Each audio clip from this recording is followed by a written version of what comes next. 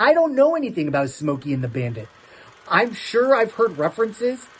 All I can tell you is that Burt Reynolds is in it. Judging by the poster and the title, it's probably going to be some sort of a cowboy movie, like a modern day Western. I think I'm going to give that movie a 6. It's going to fall just squarely in the middle of these next 10 movies.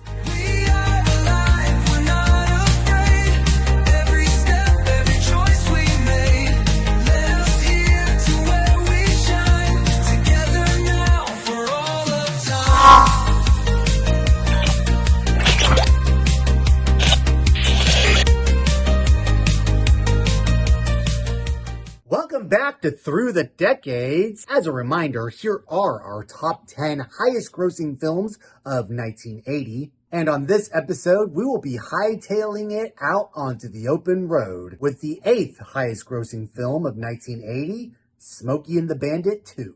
Does it still hold up? Did people have bad taste back then? Now, I had never seen this movie before, but about 30 minutes in, it hit me. I was like, I know who this person is. I've seen this guy before. And lo and behold, I sure have. Okay, Turd Ferguson. Yeah, what do you want? As many times as I've watched Celebrity Jeopardy, I've never known who he was supposed to be. Oddly enough, he's not a NASCAR driver, he's not a country singer, he's not a cowboy, he's just Burt Reynolds with a mustache and a Trans Am. Hey, I speak a little French. You're an ass bite. Pardon my French. Smokey and the Bandit 2 was released on August 8th, 1980. It's directed by Hal Needham. It stars Burt Reynolds and Sally Field. It made $66 million domestically, which is also the global number. I don't know if they just didn't bother putting this film out overseas. And that was probably for the best, if we're being honest. That $66 million worked in favor against a $17 million budget, proving that the American public will always show up for beers, cars, and chaos. Now forgive me, but I always thought that old Disney movie, Operation Dumbo Drop, was based on a true story. Turns out it was just Smokey and the Bandit 2 with the serial numbers filed off. So, in order to judge this movie fairly, I did go back and watch the original Smokey and the Bandit. It turns out I really didn't need to, because it was just like jumping into a random Looney Tunes episode. You didn't have to know the episodes prior to it to know what's going on. And that's really what this film felt like. Like, the plot here is basically driving from point A to point B, towing a large elephant and trying not to get caught. Yes, you heard that right. The crew this time around is hauling an elephant from Florida to Texas, which I figured out. I think they were delivering it to the National Republican Convention, if I'm not mistaken. It's an old-fashioned car chase meets road comedy. It's the kind of thing you would expect to find written out on a napkin next to an empty beer pitcher. I will give it this. Unlike the Blues Brothers, the pacing here is great. It moves fast, just like the cars. Every pit stop they take, it moves the plot along, and there's just enough chaos and weirdness to keep the movie fresh and interesting within its short 90-minute time period. Full disclosure, I only knew Burt Reynolds from All Dogs Go to Heaven. So yeah, as far as my actual Burt Reynolds lore, and despite my ignorance after having watched Celebrity Jeopardy so many times, I only knew Burt Reynolds as a cartoon dog with a gambling problem. And, you know, looking at this movie, that kind of seems on point. Now, Sally Field is a totally different ballgame. I have been such a fan of her since 1993 with Mrs. Doubtfire. The whole time!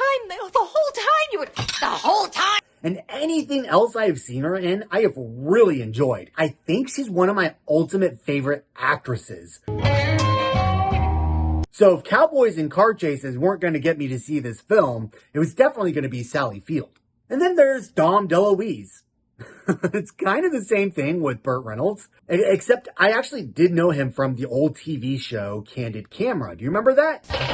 We're back. But sadly, I also know him from American Tail, Fievel Goes West. And to me, he killed that movie. And I don't mean it in a good way. Like he hurt that movie so bad. Bow, wow.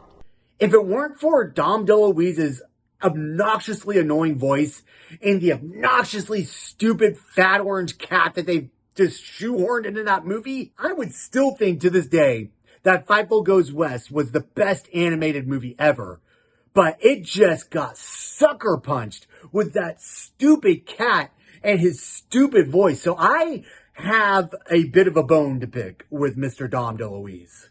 Ralph, Raft, Racket, Rap, Rapskillion, Rumpelstiltskin, Redintegratio Amores. He ruined Fightful Goes West the way John Belushi ruined the Blues Brothers. Yeah, I said it, but surprisingly, he is enjoyable in this movie. He's got this obnoxious Russian accent. He's a gynecologist. I'll tell you the truth, I'm an elephant doctor. I am the leading gynecologist in Pompeii. Ooh, she got the teeth.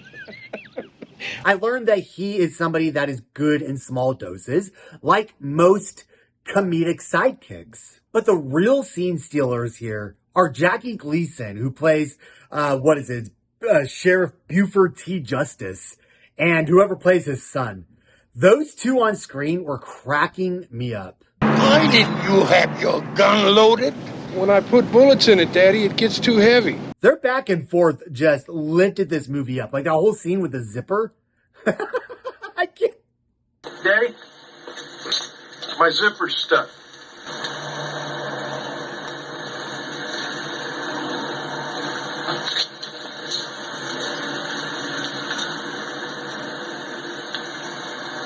Get in the car, Junior.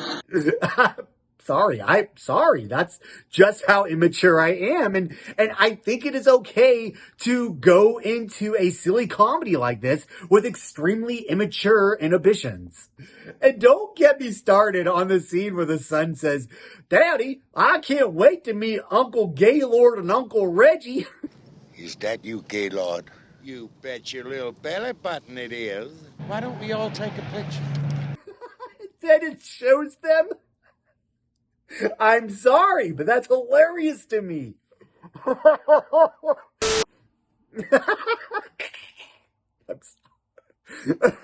Just sorry. I'm not sorry. I can't. Rooney. Okay, I'm back.